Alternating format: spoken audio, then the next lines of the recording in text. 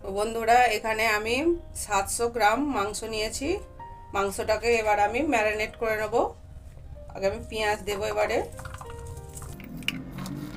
পেঁয়াজ আমার এখানে 250 থেকে 300 গ্রাম মতো পেঁয়াজ আছে। এদিকে মশলা আদা রসুনের পেস্ট আর 2 চামচ জিরে আর ধনে গুঁড়ো নিয়েছি, এটাও দিয়ে দেব। আর ভালো করে এটা মাখিয়ে নেব। সমস্ত মশলাগুলো আমি এক এক করে দিয়ে দেব।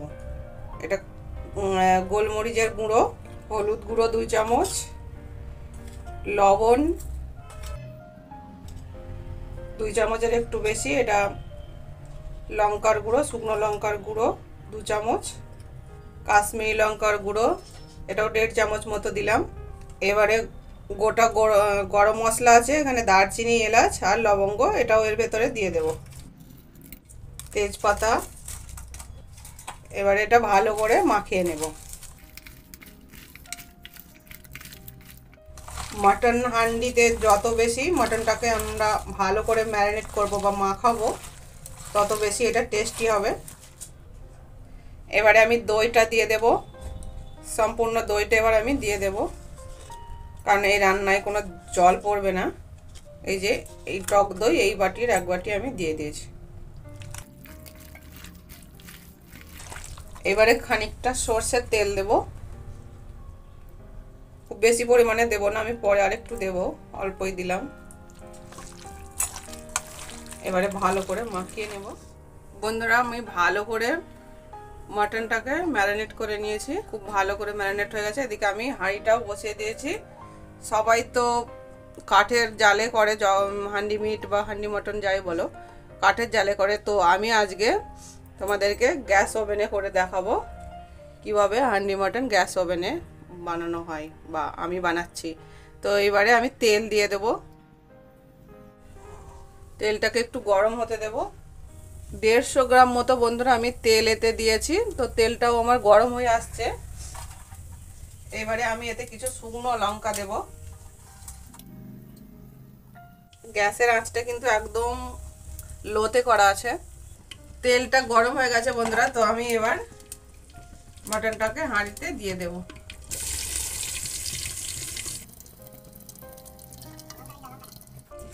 মটনটাকে আমি দিয়ে দিলাম বন্ধুরা। তো এটা আমি বানাচ্ছি যেহেতু এটা আমার স্টাইলে হচ্ছে, তো আমি বাঙালি মাংস রান্নায় আলু থাকবে না এটা তো হতে পারে না। তো আমি আলুটাকে আগে থেকে ভেজে নিয়েছি, আমি একটু আলু দেব। আলুগুলোকে এবার দিয়ে দিচ্ছি। আলু ছাড়া মাংস তো একদম অসম্পূর্ণ, তাই আলু তো একটু দিতেই হবে। কয়েকটা রসুন আমি ভালো করে ধুয়ে পরিষ্কার করে নিয়েছি, তো এই রসুনগুলোকে এবারে দিয়ে দেবো এর ভিতরে। তো সমস্ত উপকরণ আমি এবারে আমি এটাকে ঢাকনটা বন্ধ করে দেব।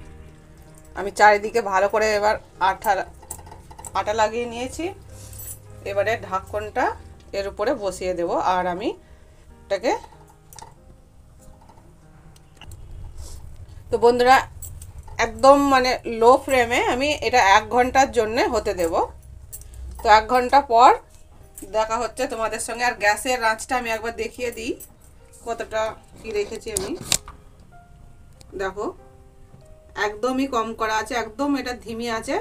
খুব ধীরে ধীরে সুন্দরভাবে এটা হবে, আরামসে এর মতো হতে দিই। বন্ধুরা 1 ঘন্টা হয়ে গেছে আমি মাটনটাকে বসিয়েছিলাম। তো এবার আমি একবার দেখে নিই এটা কত দূর কি হয়েছে।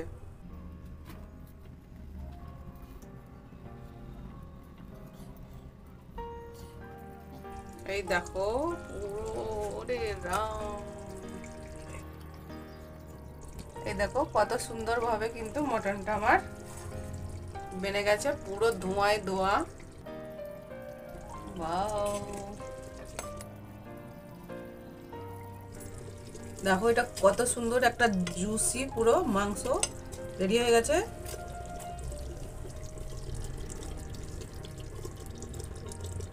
আলুগুলোও সুন্দর সিদ্ধ হয়েছে।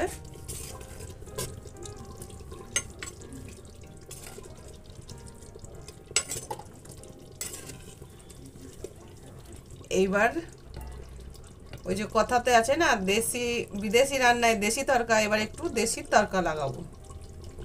তো এবারে দেশি তড়কা হলো, এবারে একটু ধনেপাতা কুচি দেব, আর একটু আমার ঘরে পেশানো গরম মশলা, এই গরম মশলা গুঁড়োটাও দেব। এবার একটু ভালো করে নাড়াচাড়া করে, আমি গ্যাসটা কিন্তু এখন অফ করিনি, এবারে অফ করে দেব, মাংসটাকে নামিয়ে নেব। নাড়াচাড়া করে এবারে একটু নামিয়ে দেব। তো রেডি হয়ে যাবে আমার হান্ডি মাটন। এবার একবার দেখাই যে এটা কতটা সিদ্ধ হয়েছে।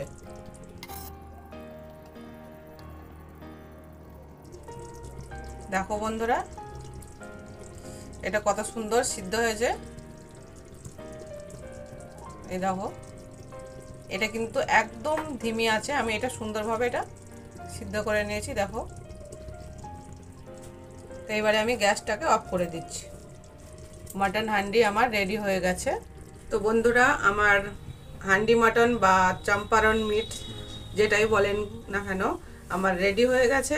আর এটা আমি তো দেখালাম খুব সুন্দরভাবে এটা সিদ্ধ হয়েছে, আর নিচেতেও লাগেনি, কিচ্ছু হয়নি একদম। মানে আমি যে গোটা রসুন শুকনো লঙ্কা দিয়েছিলাম সেগুলোও খুব সুন্দরভাবে গলে গেছে আমার। তো এটা রেডি হয়ে গেছে। তো তোমরাও অবশ্যই বানাবে এইভাবে। আর দেখো, এটা আমি কিন্তু গ্যাস ওভেনে বানিয়েছি, গ্যাস ওভেনেও কিন্তু খুব সুন্দরভাবে এটা বেনে গেল। তো এটা সবাই অবশ্যই বানাবে ঘরে, আর আমাকে জানাবে কেমন লাগছে না লাগছে আমার ভিডিওগুলো। আবার দেখা হবে অন্য কোনো দিন অন্য কোনো রেসিপির সঙ্গে। আজকের জন্য টাটা, ততক্ষণের জন্য ভালো থাকবে, সুস্থ থাকবে।